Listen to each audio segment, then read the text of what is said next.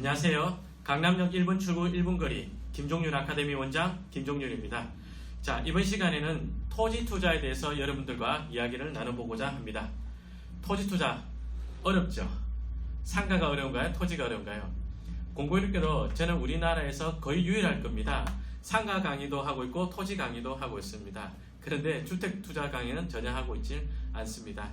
제가 개인적으로 투자를 많이 하는 것이 상가와 토지입니다. 그래서 상가와 토지 투자에 관해서는 참 누구보다도 많은 실전 사례를 가지고 쉽게 이야기를 해나갈 수가 있는데, 제가 주택 투자는 별로 하질 않았기 때문에 아예 저는 강의에서 부동산 투자에 있어서 주택 투자 부분은 전혀 언급하지를 않고 있습니다.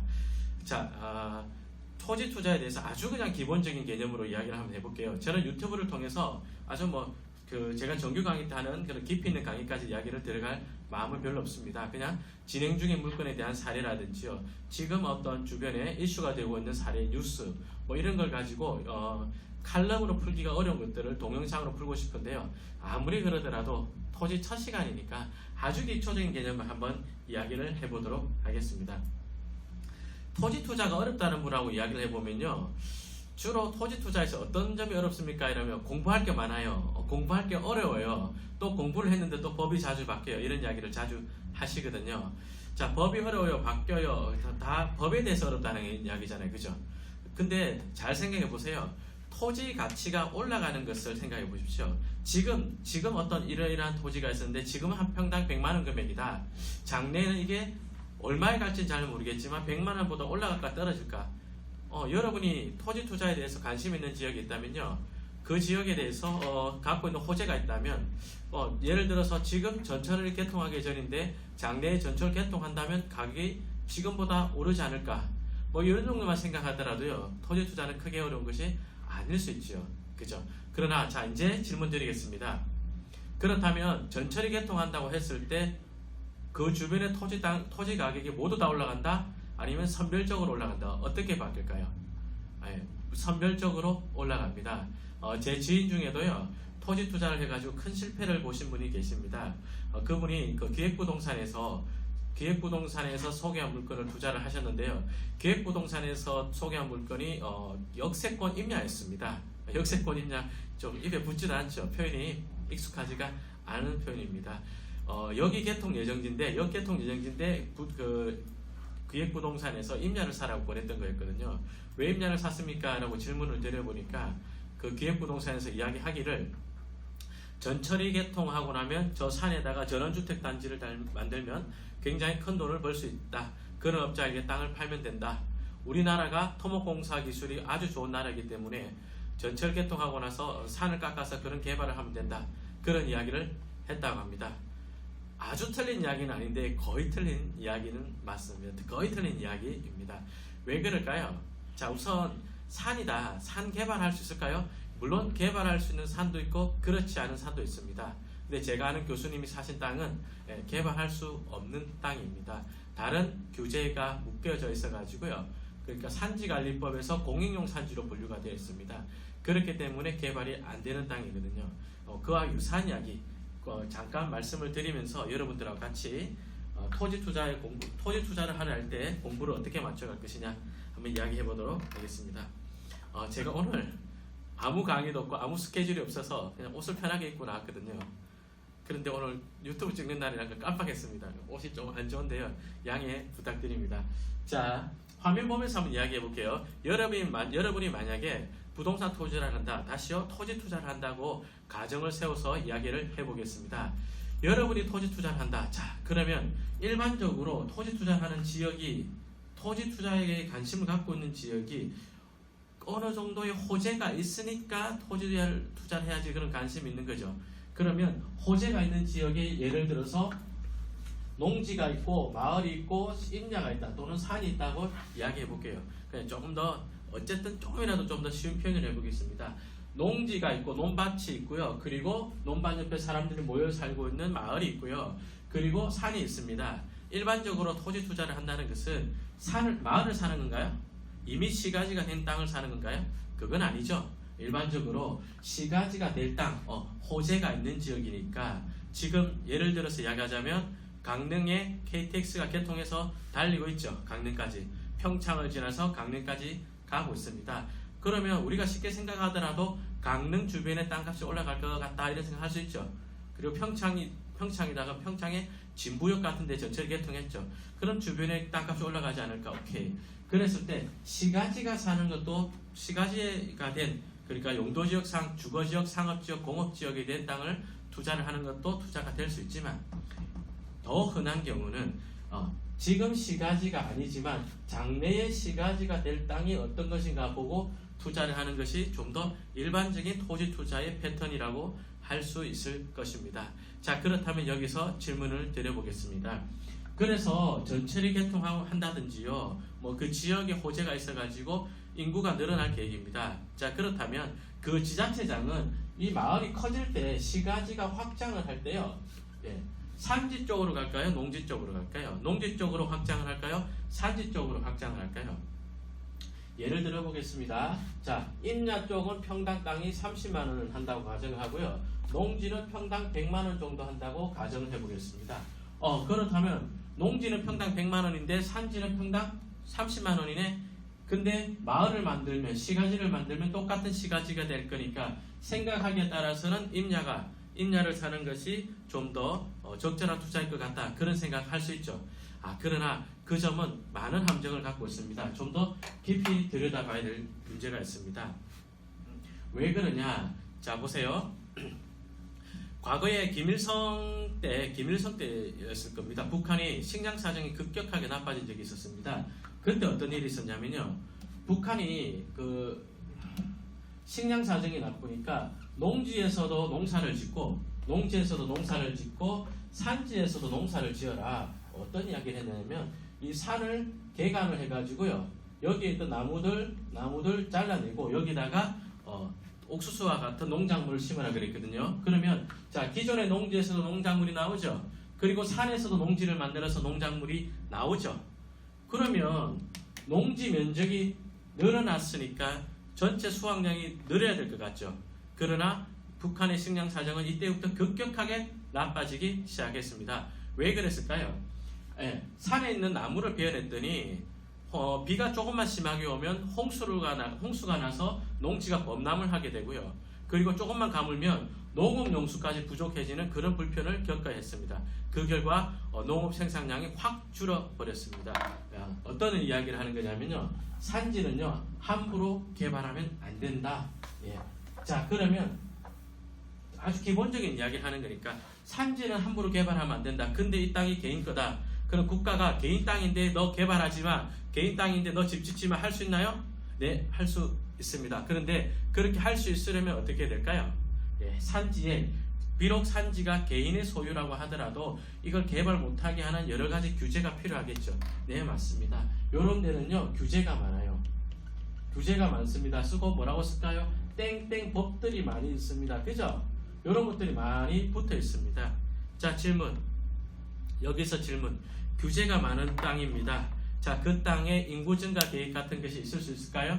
자, 그 땅에 도로, 학교, 공원 같은 기반 시설을 확충할 계획이 있을까요? 아니면 산업단지 같은 걸 만들 계획이 있을까요? 거의 없겠죠. 돈이 안 되는 땅이겠죠. 그죠?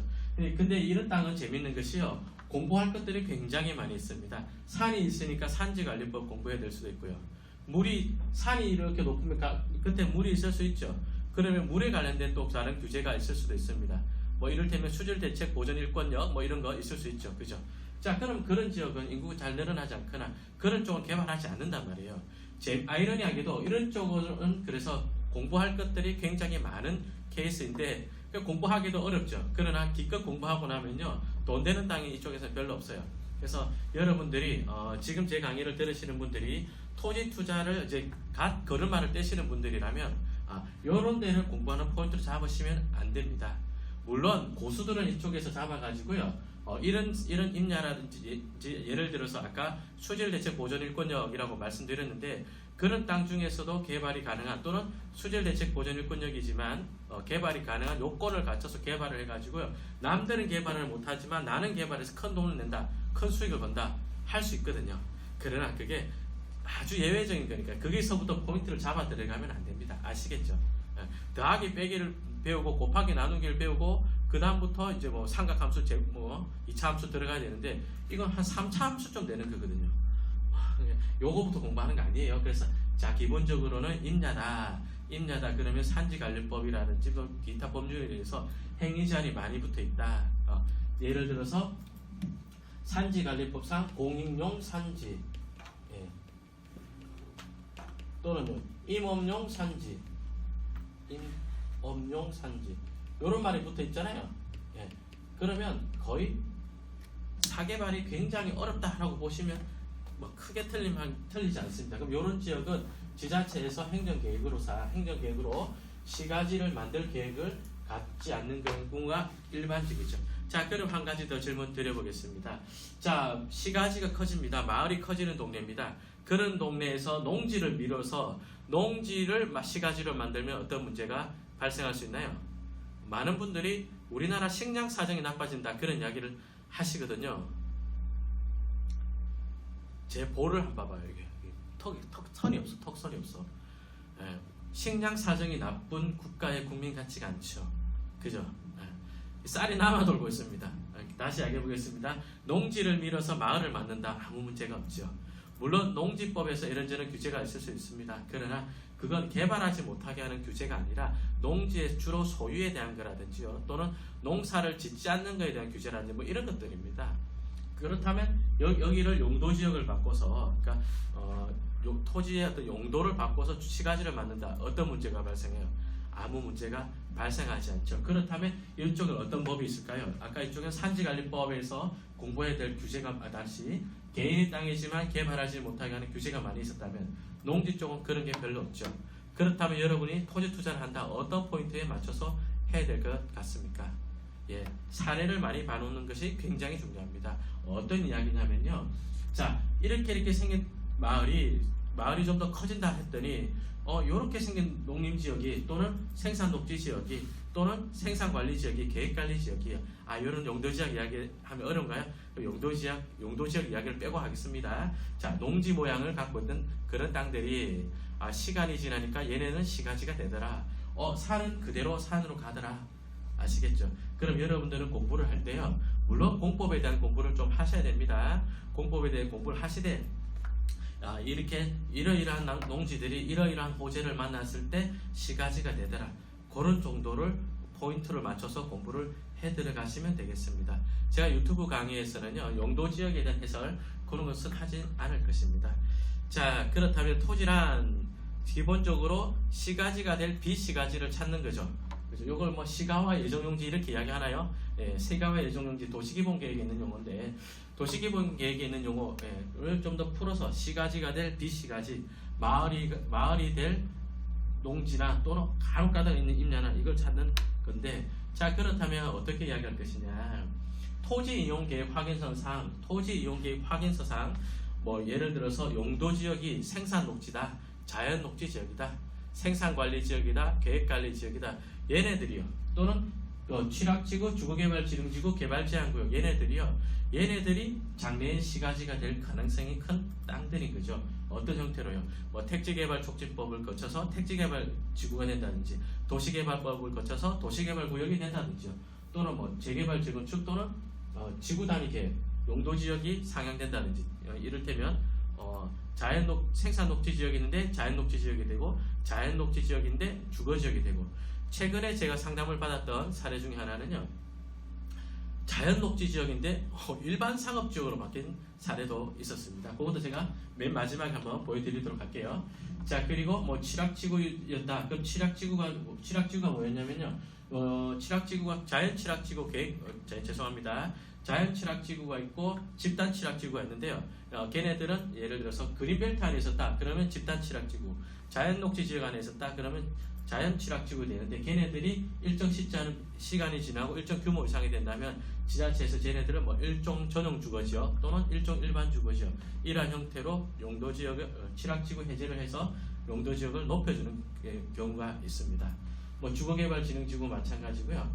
개발제한구역은 뭡니까?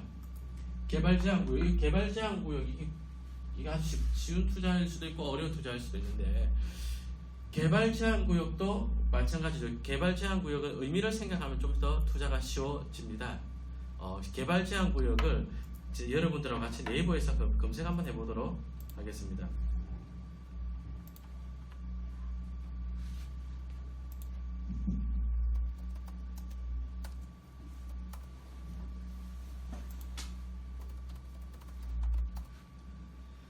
자, 개발 제한 구역.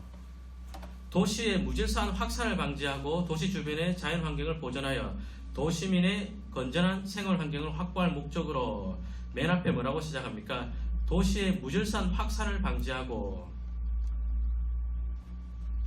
자, 좀 더 잘 보이게 이동해서 이야기해 보겠습니다. 개발 제한 구역 검색했더니 무질서한 시가화의 확산을 방지하고 돼 있죠. 그러면 어떤 개발 제한 구역 투자를 하면 좋을까요? 당연히 도시가 무질서하게 확산될 것 같은 데 가면 되겠죠. 네, 맞아요. 개발 제한 구역 투자는요. 그래서 여기가 시가화가 확산되는 곳, 그런 데 가서 투자를 하는 거죠. 그런데 그런 데 중에도 어디로 갈까요? 자, 그러면 서울이 있고요. 또는 이야기 좀 더 쉽게 이야기해 볼까요? 예를 들어서 서울에 수서역이 있죠. 수서역이 있는데 서울에서 여기 수서역 색동개발 사업을 하겠다 발표를 했거든요. 작년에 우리가 여기 수서역 색동개발 사업을 하겠습니다 라고 했습니다. 그렇다면 이 주변에 보면 개발 제한 구역들이 많이 있었거든요. 이 주변에 있는 개발 제한 구역 중에 어떤 걸 살까요? 예, 서쪽으로 가서 보면 서쪽에는 여기 산지들이 많이 있었습니다. 또는 임야라고 할까요? 임야가 있었고, 남쪽에는 수서역의 남쪽에는 농지가 많이 있었습니다. 최근에 뉴스가 났습니다. 작년 7월에 서울시와 LH가 서울시와 LH가 국토부에 그린벨트 개발 제한구역 해제를 건의를 지구 단위 계획을 심의를 요청했습니다. 그래서 작년 12월에 국토부에서 승인을 했습니다. 그러면서 여기가 제가 그 개발 제한구역 해제를 해서 택지 개발을 하겠다고 택지 개발 지구로 지정이 되었거든요. 그러면 개발 제한구역 투자는 어떤 겁니까? 개발이 되는 곳, 새 개발 가능지, 농지죠, 농지. 그죠? 수서역이 개통했습니다. 수서역이 SRT가 지나가죠. 그리고 좀 더 지나면요, 대강 2025년 정도로 예상하고 있습니다만은 GTX-A 노선도 수서역을 지나게 됩니다. 그러니까 강남에서 수서역이 그간에는 개발되지 않았던 그린벨트로 제법 규모가 있는 땅이었는데요. 지금은 수서역이 2개의 고속전철이 지나는 곳이 됨으로써 주변의 개발 가능성이 커진 곳이죠. 그 중에서 투자한다면 어디를 하는 거예요? 자, 임야 쪽이 아니라 농지 쪽이다. 이쪽 임야를 가보면요, 틀림없이 공익용 산지 이런 말을 써놨을 거예요. 이 농지는요, 개발 제한 구역이라는 말 말고는 다른 어려운 규제가 없습니다. 그럼 어떤 투자를 하는 거라고요? 개발되는 곳에서 개발 제한 구역이 써 있다. 이런 땅. 그 개발 제한 구역 중에서도 다른 법에서 행위 제한이 없는 땅, 그런 땅을 토지 투자로 잡는 것이 되겠습니다. 자, 제가 정규 강의 때 하는 내용과 조금 중복되는 내용이 있었습니다. 시간상 수서역 이야기를 아주 짧게 마쳤는데요. 재밌는 게 투자 사례를 보면요, 농지를 투자해서 큰 수익이 날 만한, 큰 수익이 예상되는 사례도 하나 있었고, 또 다른 경매 사례를 보면 임야를 샀는데, 제가 판단할 때 그 임야는 자식한테 물려주면 욕먹기 딱 좋을 그런 임야가 하나 있었습니다. 개인의 프라이버시가 있기 때문에 사례까지 살펴보는 건 생략했습니다. 자, 첫 시간 토지 투자 이야기는 여기까지 마치고요. 다음 시간부터는 바로바로 사례로 들어가서요, 좀 더 기초 공부가 되신 분들한테 좀 더 재미있는 이야기, 또는 기초가 되어 있지 않는 분들이라고 하더라도요, 토지 투자는 이런 컨셉이구나, 그런 이야기 많이 하도록 하겠습니다. 공법 이야기는 해주시는 선생님들 많으니까 저는 공법에 대한 깊이 있는 이야기는 생략하도록 하겠습니다. 감사합니다.